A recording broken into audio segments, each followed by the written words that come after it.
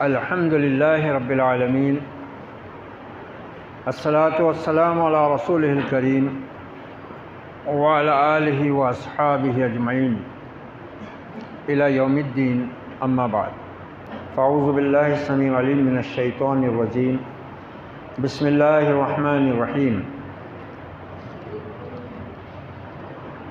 اقیموا الصلاۃ وآتوا الزکاۃ، صدق اللہ العظیم۔ محترم خواتین و حضرات، بعد نماز وتر کے درس کے سلسلے میں ہم اسلام کے ایک اور اہم رکن اور 4 فرض عبادتوں میں سے ایک اہم اور فرض عبادت زکوٰۃ کے متعلق کتاب و سنت اور ائمہ دین کے اقوال و آراء کی روشنی میں درس سن رہے ہیں۔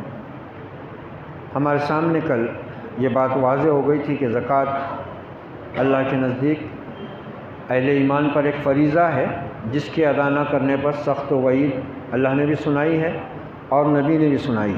اس سلسلے میں ہم نے کل احادیث اور آیات پر گفتگو سن لی تھی، اور پھر ہم نے زکوٰۃ فرض ہونے کی شرطیں دیکھ لی تھی کہ اس کی کم سے کم 2 شرطیں ہیں۔ ایک تو بقدر نصاب مال ہو آدمی کے پاس اور اس پر 1 سال گزر گیا ہو، اور دوسرے آدمی اللہ کا یہ حق سمجھ کر سال کے پورا ہوتے ہی اتنی مقدار مال کی نکال دے جو اللہ نے اس پر فرض کی ہے۔ تو یہ 2 چیزیں، ایک تو یہ کہ بقدر نصاب مال ہو، اور دوسرے اس پر 1 ہجری سال گزر چکا ہو۔ اور اس سے پہلے اور 2 اہم شرطیں بھی ہیں۔ ایک ہے صحیح عقیدہ ہونا، کیونکہ توحید کے صحیح ہونے کے بغیر کوئی نیک عمل اللہ کے ہاں قبول نہیں ہوتا۔ پہلی شرط توحید خالص ہے۔ جب اللہ کے لیے توحید خالص ہوگی تبھی کوئی عبادت اور بندگی کا عمل قبول ہوگا۔ دوسری شرط ہے اللہ کے راستے میں جو مال بھی خرچ کیا جائے وہ پاک اور طیب ہونا چاہیے۔ ناپاک اور حرام مال اللہ قبول نہیں کرتا۔ زکوٰۃ کے معنی ہی ہے پاک ہونا، پاک کرنا، بڑھانا، نشو و نما دے۔ اللہ خبیث چیزوں کو نہیں بڑھاتا، ان میں برکت نہیں دیتا، نہ ان کو قبول کرتا ہے۔ پاک چیز کو اللہ قبول کرتا ہے۔ اب زکوٰۃ جن پر فرض ہیں ان کے بارے میں بھی ہم نے کل بات سن لی تھی۔ اب ہے مقروض کی زکوٰۃ، یعنی کوئی آدمی ہے تو مالدار لیکن اس کے اوپر قرضہ ہے، اس کو وہ قرض ادا کرنا ہے۔ اور قرض اتنی خطرناک چیز ہے کہ آپ صلی اللہ علیہ وسلم جنازہ آنے کے بعد پوچھتے تھے کہ اس پر کسی کا قرض ہے، اور آپ کو بتایا جاتا ہے کہ ہاں اس پر قرضہ ہے، تو اس کے کوئی رشتہ دار وغیرہ اگر ہوتے اور وہ بولتے کہ اے اللہ کے رسول اس پر جو بھی قرضہ ہے اور جس کا ہے وہ آ کر ہم سے وصول کر لے، تو آپ نماز پڑھاتے تھے۔ ورنہ اگر کوئی تیار نہ ہوتا، ویسے ہوتا تو آپ صحابہ سے کہتے اپنے بھائی کی تم نماز پڑھ لو۔ آپ نہ پڑھتے تھے نہ پڑھاتے تھے۔ اتنا اہم معاملہ ہے۔ قرض کو ہم بہت معمولی چیز سمجھ کر بیٹھے ہوئے ہیں، وہ خطرناک چیز ہے۔ یہ آدمی کے مال کی، روزی کی برکت ختم کر دیتا ہے یہ قرض۔ اور آج مسلمان تو یہ قرض لیتا بھی بنیادی ضرورتوں کے لیے نہیں ہے، بلکہ نام و نمود کے کاموں اور رسم و رواج کے پیچھے وہ سودی قرضے اٹھاتا ہے تاکہ خاندان کے لوگ خوش ہو جائیں، دل کے ارمان نکل جائیں، برادری خوش ہو جائے، بھلے اس کی آخرت برباد ہو جائے، اس کی دنیا تباہ ہو جائے۔ یہ صورت حالات چل رہی ہے معاشرے کی۔ تو مقروض کے اوپر بھی زکوٰۃ ہے، مگر اس میں اللہ نے اس کو سہولت کیا دی ہے وہ ہم دیکھتے ہیں۔ اگر کسی شخص کے پاس نصاب سے زیادہ مال تو ہو اور اس پر 1 سال بھی گزر چکا ہو، لیکن اس پر اتنا قرض ہو جسے ادا کرنے کے بعد وہ مال نصاب سے کم رہ جاتا ہو، تو اس پر کوئی زکوٰۃ نہیں ہے۔ یعنی ایک آدمی کے پاس مال ہے، اتنا ہے کہ وہ صاحب نصاب ہو گیا، یعنی اس پہ زکوٰۃ فرض ہو گئی، مگر اب اس کو اس مال میں سے قرضہ ادا کرنا ہے، اور جب وہ اس مال میں سے قرضہ ادا کرے گا تو وہ مال اتنا کم رہ جائے گا کہ وہ صاحب نصاب ہی نہیں رہتا. اب جو صاحب نصاب نہیں ہے اس پر زکوٰۃ فرض ہی نہیں رہتی.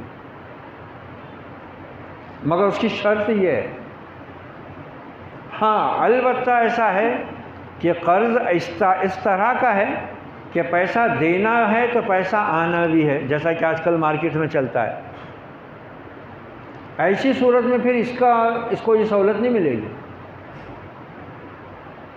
کیونکہ اس نے اگر کسی کا دینا ہے تو دوسروں کا بھی اس کے پاس آنا ہے نا، اور اس کی امید ہے، اور وہ کاروبار میں ہی چلتا ہی رہتا ہے. تو اس وقت اس کو یہ بہانہ نہیں چلے گا کہ بھئی ٹھیک ہے میرا اتنا روپیہ تو ہے مارکیٹ میں مگر آنے کا ہے، میرے ہاتھ میں نہیں ہے.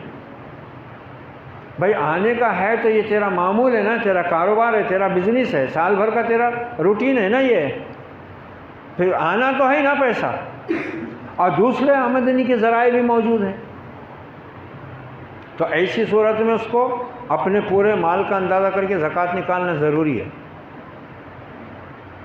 اور اسے اپنا قرض ادا کرنا چاہیے. دیکھو قرض کتنی بڑی چیز ہے، اس سے اندازہ لگاؤ. اللہ نے زکوٰۃ اٹھا دی اس کے اوپر سے اگر مال کم ہو جا رہا قرض ادا کرنے، مگر پہلا حکم کیا دیا جا رہا ہے اس کو؟ پہلے قرضہ ادا کرو، قرض پہلے ادا کرو. حالانکہ زکوٰۃ ایک بنیادی رکن ہے، 4 فرض عبادتوں میں سے ایک اہم فرض عبادت ہے، نہیں دینے والے پر سخت وعید ہے. مگر ایسی فرض عبادت کو اللہ نے اس سے ساخط کر دیا، لیکن پہلا حکم یہ دیا کہ پہلے قرض ادا کر. مگر آج ہمارے معاشرے میں یہ چیز بہت ہلکی لی جا رہی ہے، بہت معمولی سمجھتے ہیں لوگ قرضہ لینا اور ادا نہ کرنا، اور خطرناک چیز ہے. اللہ کے راستے میں شہید ہونے والے کو اٹکا دیتا ہے، وہ اتنا خطرناک مرض ہے. وہ معلق رہتی ہے میت، معلق آپ نے فرمایا جب تک قرضہ اس کی طرف سے ادا نہیں ہوتا نا، اس کی روح معلق رہتی ہے، لٹکی ہوئی رہتی ہے. یہاں مسلمانوں کو اس کی پرواہ ہی نہیں ہے. مرنے والا مر جاتا مال چھوڑ کر، وارث سمیٹنے میں لگ جاتے، کوئی بولتا تک نہیں کہ بھئی جس نے مال کمایا اس کے ذمہ اگر کوئی قرضہ وغیرہ ہے تو پہلے وہ ادا کرو.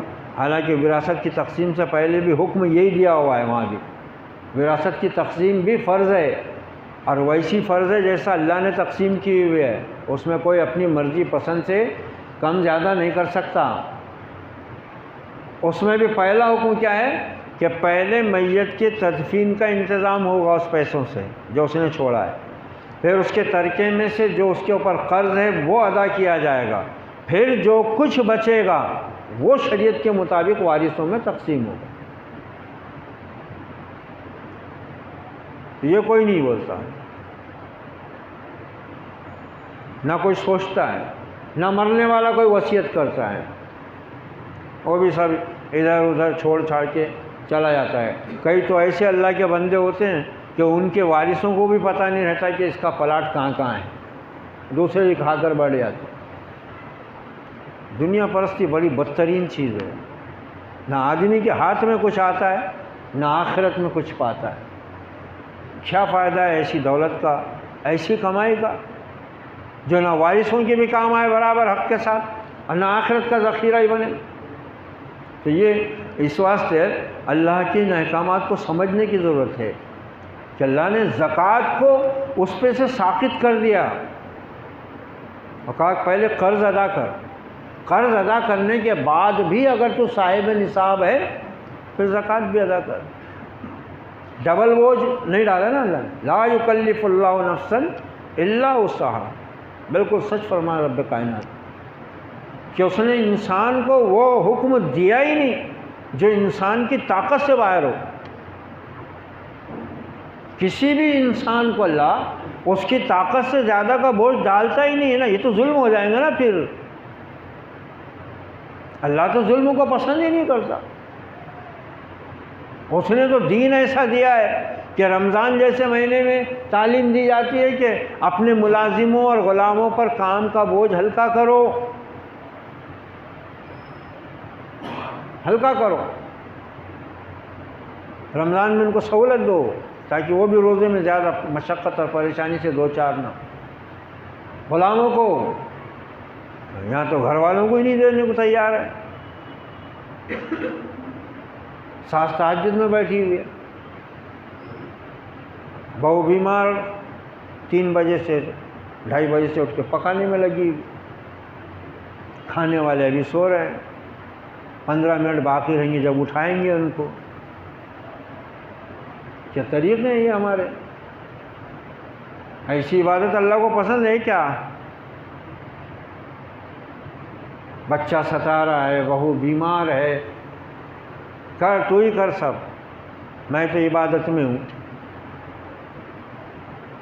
یہ عبادت نہیں ہوتی ہے. اللہ سب سے پہلے اپنے بندے کے اندر رحم چاہتا ہے، رحم، نرمی چاہتا ہے. لا یرحم اللہ من لا یرحم الناس. جو لوگوں پہ رحم نہیں کرتا نا، اللہ بھی اس پہ رحم نہیں کرتا. رمضان میں باقاعدہ یہ تعلیم دی جاتی ہے، قیدیوں کے ساتھ نرمی کا برتاؤ کیا جاتا ہے، غلاموں، نوکروں، ملازموں کے ساتھ نرمی کا رویہ اختیار کیا جاتا ہے، ان کے کام کا بوجھ ہلکا کیا جاتا ہے. یہ اللہ نے تعلیم دی ہے. یہ بندوں کے حقوق، اللہ کے حقوق کے ساتھ بندوں کے حقوق اللہ کے نزدیک بہت اہمیت کے حامل ہیں. وہ دونوں طرف دیکھتا ہے کہ میرا بندہ میرا حق ادا کر رہا ہے تو میرے بندے کا حق مار رہا ہے. اللہ کو ایسا حق قبول نہیں. بندوں کا حق ادا کرنے میں اگر کوئی اللہ کا حق مار رہا ہے، یہ راستہ بھی صحیح نہیں. حقوق اللہ کے ساتھ حقوق العباد کی ادائیگی بالکل متوازن ہونا ضروری ہے. رمضان یہی تو سکھاتا ہے، یہ روزہ یہ بھی تو تعلیم دیتا ہے. روزہ یہ بھی تعلیم دیتا ہے، خواہش نفسانی پر روک لگاتا ہے. لیکن ہمارے معاشرے کا نظام دیکھیں ہم، بہو ہے، اس نے مرنا ہے تو مرنا ہے.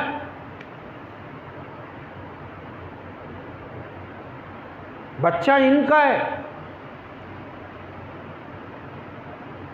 بچہ ان کا ہے، بھگت ہو رہی ہے. پیدا بھی کری موت کے منہ میں جا کے، اب سنبھال بھی تو ہی، اور کھلا بھی ہم کو پکا کے. دھو ہمارے کپڑے، مرتھی مر، ہم بھی تھے. ہماری ساس ایسا ہلنے نہیں دیتی تھی. ساس تھی کہ تیری ہتنی تھی، شیرنی تھی، ہلنے نہیں دیتی تھی. عجیب معاشرہ بنا کے رکھا ہوا ہے، اور اس پہ پھر عبادتوں کا غرہ ہے. اتنے تہجد ہوئے، اتنے نفل ہوئے، اتنی تسبیح ہو گئی، اتنے قرآن ہو گئے. کیا فائدہ ہے اس عبادت کا؟ کوئی فائدہ نہیں ہے.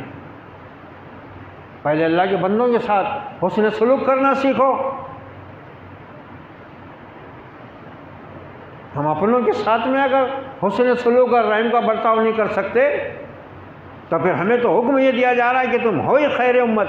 تم کو لوگوں کی بھلائی کے لیے اللہ نے پیدا کیا ہے. کیسے بھلائی کریں گے ہم لوگوں کے ساتھ؟ دیکھو اللہ تعالیٰ کا دین کیسی تعلیم اور تربیت کا کیسا نظام رکھتا ہے. قرض بندے کا ہے، زکوٰۃ قرض اللہ کا ہے. اللہ کہہ رہا ہے میرا قرض معاف اگر بندے کا قرض ادا کرنے میں تیرے پاس روپیہ نہیں بچتا ہے. مگر عجیب دینداریاں بنا کے رکھ لی ہوئی ہیں. بس سمجھ رہے ہیں کہ بہت نفل پڑھ لیے، بہت روزے رکھ لیے، بہت رمضان میں قرآن پڑھ لیے، بہت روزہ داروں کو کھلا دیے، چلو گناہوں سے پاک ہو گئے. پہلے عدل اور انصاف اختیار کرو. گھروں میں پہلے اپنے دین کی تعلیم کو جاری و ساری و نافذ کرو. ماں باپ کا حق، بیوی کا حق، بہن بھائیوں کا حق، شوہر کا حق، والدین کا حق، رشتہ داروں کا حق، یہ سارے حقوق باقاعدہ متعین کیے ہوئے ہیں اللہ کی طرف سے. کوئی اگر تمہارا حق ادا نہیں کرتا ہے تو جواب میں تم اس کے حق سے اپنے کو نہ روکو بلکہ تم اپنا حق پورا کرو. اس چیز سے تو معاشرے میں پھر الفت بڑھتی ہے نا. ہے تعلقات میں استحکام پیدا ہوتا ہے۔ تو یہ دیکھو کتنی اہم بات ہے یہاں پر کہ اس بارے میں اگرچہ نبی صلی اللہ علیہ وسلم سے کوئی واضح حدیث ثابت نہیں ہے، لیکن حضرت عثمان غنی رضی اللہ عنہ فرمایا کرتے تھے یہ زکوٰۃ کا مہینہ ہے، لہذا تم میں سے جس شخص پر قرض ہو وہ اپنا قرض ادا کرے تاکہ جو مال بچے تم اس کی زکوٰۃ ادا کر سکو اگر وہ نصاب کے برابر یا اس سے زائد ہو۔ موطا امام مالک اور صحابہ میں سے کسی نے حضرت عثمان کے اس قول کی مخالفت نہیں کی۔ نبی صلی اللہ علیہ وسلم سے تو ایسا کوئی حکم ثابت نہیں ہے کہ پہلے قرض ادا کرو یہ کرو، مگر آپ نے جو تعلیم صحابہ کو دی تھی اس میں صحابہ بالکل اسی راستے پر چلتے تھے اور انہی باتوں کے اوپر وہ خود عمل کرتے تھے اور انہی باتوں کے اوپر عمل کرواتے تھے۔ چنانچہ یہ سیدنا عثمان غنی رضی اللہ عنہ نے لوگوں کو حکم دیا تھا اور کسی صحابی نے آپ کے اس قانون یا آپ کی اس بات سے نہ اعراض برتا نہ اعتراض کیا، تو یہ سنت ہو گئی۔ قرض مال کی زکوٰۃ۔ حنفیہ کے نزدیک قرض کی 3 قسمیں ہیں۔ ایک قوی یعنی جو نقدی یا مال تجارت کی قیمت ادھار ہو اور ایسے شخص کے ذمے ہو جس سے اس کا اعتراف ہو خواہ وہ تنگ دست ہو۔ دوسرا متوسط جو کسی ایسی چیز کی قیمت ہو جو اگر اس کے مالک کے پاس ہوتی تو اس پر کوئی زکوٰۃ نہ ہوتی، جیسے رہائشی مکان، پہننے کے کپڑے یا استعمال کے برتن وغیرہ۔ تیسرا ضعیف قرض جو کسی چیز کی قیمت نہ ہو، جیسے عورت کا اپنے شوہر کے ذمے مہر یا خلا کی رقم۔ قوی قرض میں سے جب تک اس کے مالک کو 40 درہم یعنی 10.5 تولہ چاندی کی قیمت یا اس سے زائد رقم وصول نہ ہو اس کی زکوٰۃ ادا نہیں کرے گا، لیکن جو ہی اسے 40 درہم یا اس سے زائد رقم وصول ہو وہ اس کی پچھلے تمام سالوں کی زکوٰۃ ادا کرے گا۔ کیا مطلب ہو رہا ہے اس کا؟ کہ جو قرض ہمارا آنا ہے وہ آنا ہے، اب اس میں سے ہم کو اگر اتنی رقم مل گئی جتنے میں 10.5 تولے چاندی کی قیمت ہو جاتی ہے پوری، تو پھر اس کا مطلب ہے کہ ہم کو وہ قرض کی رقم پر اب زکوٰۃ ادا کرنا ہے۔ پورا قرض بھلے ہمارے پاس نہ آیا، پورے میں سے اتنا آ گیا ہمارے پاس جس میں 10.5 تولے چاندی ہم خرید سکتے ہیں یا وہ 10.5 تولے چاندی کے برابر قیمت ہے، تو اب گویا ہمارے پاس میں نصاب والی قیمت ہے اور اب ہم کو اس کی زکوٰۃ ادا کرنا ہے جو مال ہمارا قرض میں ہے۔ اس کو قوی قرض کہا جاتا ہے۔ اور دوسرا، اور اگر اسے 40 درہم سے کم رقم وصول ہو تو اس کے ذمے اس کی زکوٰۃ نہیں ہے، خواہ اس کی 40 درہم سے کم کی رقم شروع میں وصول ہو یا بعد میں، یہ ہر صورت میں اس پر زکوٰۃ نہیں ہے۔ قوی قرض پر جو حولان حول یعنی سال گزرنے کا اعتبار اس وقت سے ہوگا جبکہ اس کا مالک یعنی قرض خواہ نصاب کا مالک ہوا ہو، اس وقت سے نہیں ہوگا جبکہ اسے یہ قرض وصول ہو۔ یعنی اگر قرضہ ہمارا دیا ہوا ہے اور وہ قرضہ ہم کو ابھی آنا ہے، اب وہ قرضہ ہم کو جب ملا تو یہ جو مال ہم نے قرضے میں دیے تھے اس پہ سال نہیں گزرا ہے،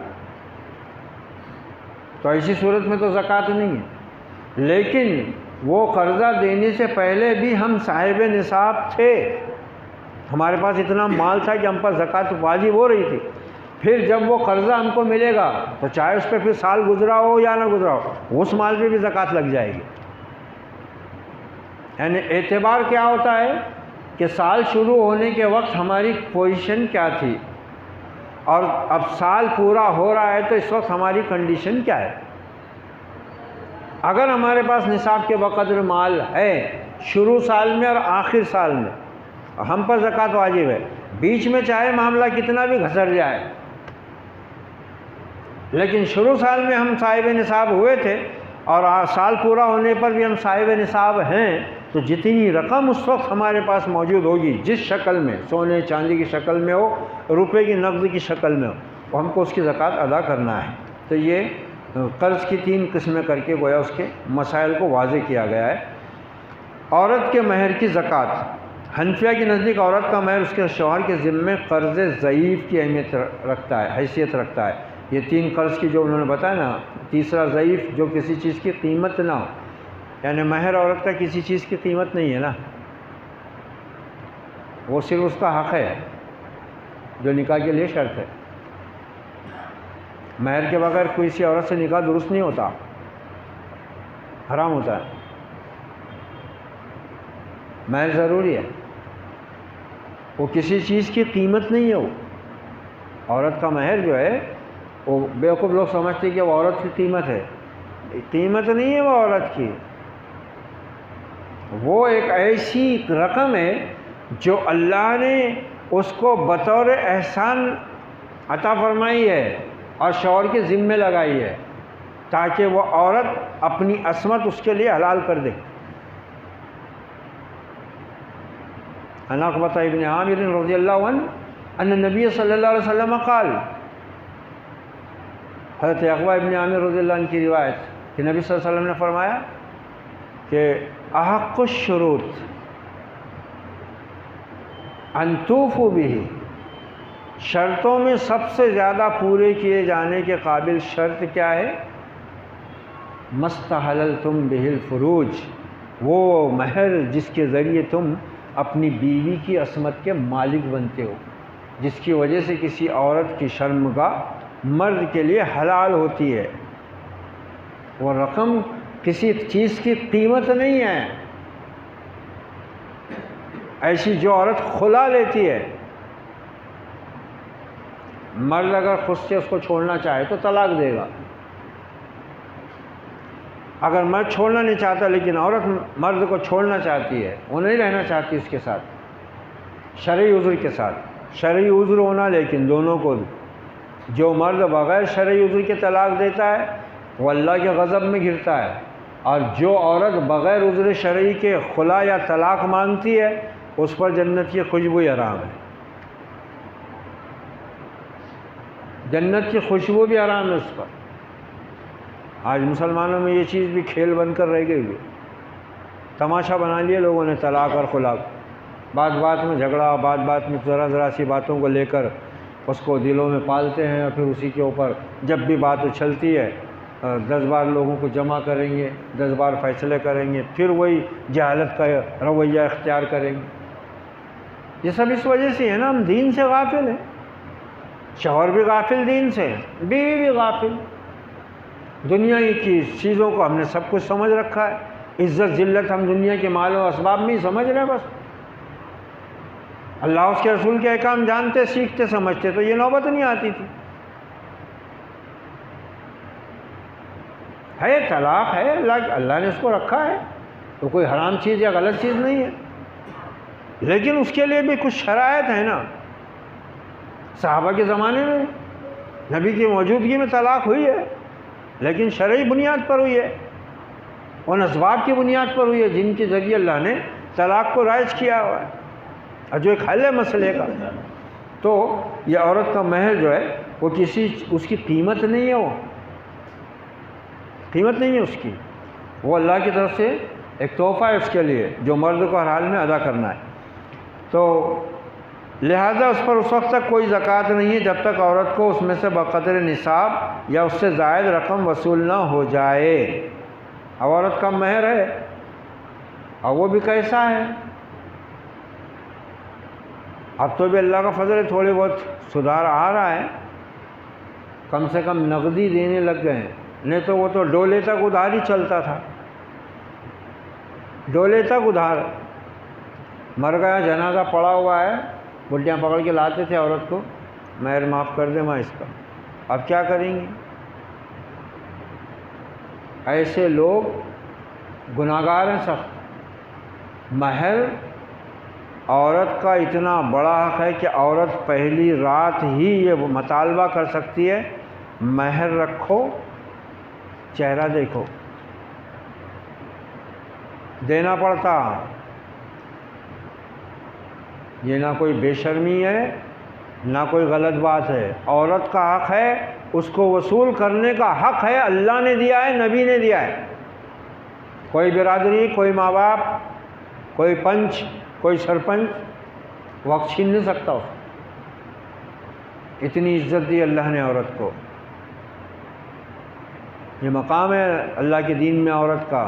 کسی مذہب نے، کسی قوم نے یہ رتبہ نہیں بخشا عورت کو، یہ حق نہیں دیا عورت کو اسلام نے دیا ہے، محمد الرسول اللہ صلی اللہ علیہ وسلم کے فرمان نے دیا ہے، رب ذوالجلال والاکرام کے قانون نے دیا ہے عورت کو یہ اختیار، یہ حق، یہ عزت۔ پہلی رات وہ مطالبہ کر سکتی ہے۔ اب اس کا مہر ہے کتنا؟ وہاں بڑے دین کے پابند ہو جاتے، 786 786۔ یہ کیا ہے 786؟ تو بولے اس کا مطلب بسم اللہ الرحمن الرحیم ہوتا۔ اچھا، اس کا ایک اور مطلب بھی ہوتا۔ 786 کے جو حروف کا مجموعہ ہے نا، یہ حروف ابجد بولتے ہیں اس کو، الف کے 30، لام کے 20، ایسے حرف کے نمبر دیے ہوئے، تو جس میں جتنے حرف آ رہے ان کو جوڑ کے جتنے عدد بنتے وہ سمجھا جاتا۔ تو 786 ہو رہا، بسم اللہ الرحمن الرحیم میں جتنے حرف آ رہے اس کا 786 ہو رہا، اور 786 ہوتا ہرے کرشنا کا۔ یہ لکھو، ہے رے بڑی ہے، کاف رے شین نون الف۔ اب اس کے جتنے حرف ان کو جمع کرو جوڑو وہ بھی 786 آتے، اور یہ ایسا سمجھتے کہ بس 786۔ اللہ نے یہ اعداد اتارے کیا؟ نماز ایسی پڑھیں گے پھر اللہ اکبر کے 92 اور محمد صلی اللہ علیہ وسلم کے 98، 92، 120، 340، 550، 420 نکل 580۔ یہ تماشے بنا کے رکھے دین کو، تعویذوں کا جو کاروبار، یہ یہودیوں کی ایجاد ہے، یہ تماشے بنا کے رکھ دیے ہوئے۔ نہیں تو پھر 51 چلتا، 21، 51، 5001۔ مہر کتنا ہے؟ بولے 5001۔ یہ ایک کیا ہے؟ بولے طاقت ہے، طاقت۔ ابھی اتنا خیال ہے تیرے کو دین کا گنتی میں، تو بیوی کو لاتوں سے کیوں مار رہا پھر؟ اب اس کے ماں باپ کو اتنے، ان کا جنازہ کیوں نکالا؟ اس کے ماں باپ کا ٹرکوں سے مال لے کے آیا۔ وہاں تیرے کو دین یاد نہیں آیا، وہاں اللہ یاد نہیں آیا، وہاں نبی یاد نہیں آیا، وہاں شریعت یاد نہیں آئی، یہاں یاد آ رہا اس کو دین۔ مہر کتنا رکھے؟ بولے 7051۔ یہاں تک کہ حافظوں کو بھی وہی رقم دیتے بہت سی جگہ آج بھی۔ کتنے دی حافظ صاحب کو؟ تو بولے 20,000 دیے۔ ارے بولے 20,000 کیوں دی؟ بولے پھر 20,001 دینا تھا، نہیں تو 20,051 دینا تھا۔ پھر کیسا نہیں دی؟ اب تراویح قبول ہوئی کہ نہیں؟ یہ شیطان نے ایسے راستے کھولا نا، اللہ رحم کرے بس۔ تو یہ مہر کی رقم قرض ہے، قرض کس پر؟ مرد کے اوپر۔ اب یہ رقم جس دن عورت کو وہ دے گا، عورت پر اس وقت زکوٰۃ فرض ہوگی، بشرطے کہ وہ مہر کی رقم اتنی ہو۔ پہلے تو ہوتی ہی نہیں اتنی، 5,000، زیادہ سے زیادہ 1 تولہ گلسر ڈال دی ہے۔ وہ بھی بہت سے بدماش جو ہے نا دنیا کے، ہاں پر دنیا پرست بیچ کے کھانے کی جن کو عادت ہے، وہ مہر میں وہ نہیں ڈالتے۔ نہیں مہر میں نہیں، بولے مہر ہم نقدی 5,000 دے دیتے، گلسر چڑھا دیتے، بولے ہم تولے۔ کیوں مہر میں کیوں نہیں ڈالتے؟ یا کبھی بیچنے کی ضرورت آئے تو؟ اس کا مطلب اس کمینے کی پہلے سے نیت ہے کہ یہ گلسر کو بعد میں بیچ کے کھانے کا ہے۔ اب مہر تو بیوی کا مال ہو جائے گا نا، حالانکہ وہ بیچاری کہاں رکھنے والی ہے۔ میاں صاحب اچھے میٹھے میٹھے وعدہ کر کے 1 مہینے 2 مہینے 4 مہینے بعد لیے، جیب میں ڈالے، گئے اونے پونے داموں بیچے، کام کر لیا اپنا۔ اب وہ بیچاری بولتی بھی نہیں کہ تم نے میرا زیور چڑھائے تھے بڑے لوگوں میں اعلان کر کے اتنا اتنا ہے، اور بیچ کے کھا گئے۔ یہ عجیب تماشے چل رہے ہمارے معاشرے میں۔ جس کے ہاتھ میں آ گیا مال انہیں ہڑپ کر جا رہا، کس کا بھی کیوں نہیں رہتا۔ یہ زکوٰۃ جو ہے نا بہت عظیم چیز ہے۔ دیکھو کئی فتنے، میں نے کل بھی بتایا، کئی فتنے کے دروازے بند ہوتے ہیں زکوٰۃ سے۔ کئی لوگوں کی عزتیں پامال ہونے سے بچ جاتی ہیں، ہر ایک کا حق محفوظ ہو جاتا ہے، ہر ایک کی عزت کا تحفظ ہو جاتا ہے معاشرے میں، کوئی بے عزت نہیں ہوتا۔ یہ زکوٰۃ، یہ مہر عورت کا دیکھو، اور وصول ہو جانے کے بعد بھی اس پر 1 سال گزر جائے، یہ یہی مسلک مالکیہ کا بھی ہے۔ بینک میں رکھی ہوئی امانتوں اور پراویڈنٹ فنڈ کی زکوٰۃ، یہ دونوں چیزیں قرض کی حیثیت رکھتی ہیں۔ فرض کی زکوٰۃ کے متعلق مذاہب اربعہ کے فقہاء کی رائے اوپر بیان ہو چکی ہے۔ بینک میں جو امانت رکھی ہوئی ہماری، یا جو پرائیویٹ فنڈ ہوتا ہے کہ گورنمنٹ جو اپنے امپلائیز کا فنڈ کاٹ کر جمع کرتی ہے، یہ سب جو اگر وہ جمع ہے وہ ہمارا مال ہے، ہم کو ملنے والا ہے، تو وہ جتنا ہے اس پر بھی زکوٰۃ لازم آئے گی۔ یہ حنفیہ کے نزدیک یہ دونوں چیزیں قوی قرض کی حیثیت رکھتی ہیں۔ قوی قرض کا مطلب وہی بتا دیا نا کہ جس کی پوری امید ہے ہم کو ملنے کی، وہ قوی قرض ہے، نقدی کی صورت ہے۔ مشترک مال یعنی کمپنی کی زکوٰۃ، اگر کسی مال میں دو یا دو سے زائد آدمی شریک ہوں تو امام ابو حنیفہ رحمۃ اللہ علیہ اور امام مالک رحمۃ اللہ علیہ کے نزدیک ان میں سے کسی پر زکوٰۃ اس وقت تک واجب نہیں جب تک ان میں سے ہر ایک کا حصہ بقدر نصاب نہ ہو۔ یعنی دو آدمی مل کے کوئی کاروبار کر رہے، دونوں میں مشترکہ کاروبار ہے اور دونوں کا مال اس میں لگا ہوا ہے۔ اب امام ابو حنیفہ رحمۃ اللہ علیہ اور امام مالک رحمۃ اللہ علیہ کے نزدیک کیا ہے اس کے لیے قانون کہ جب تک ان میں سے ہر ایک کا حصہ، دونوں کا مال لگا ہوا ہے، یہ دونوں ایک کاروبار کر رہے، پورے پیسے کو اگر آدھا کریں تو اگر دونوں کو اتنا مال مل رہا ہے کہ وہ صاحب نصاب ہو رہے تو پھر زکوٰۃ ہے۔ دونوں کا مل کر اتنا ہے کہ وہ نصاب کی مقدار سے زیادہ ہو رہا ہے تو پھر ان میں سے ایک پر بھی زکوٰۃ نہیں۔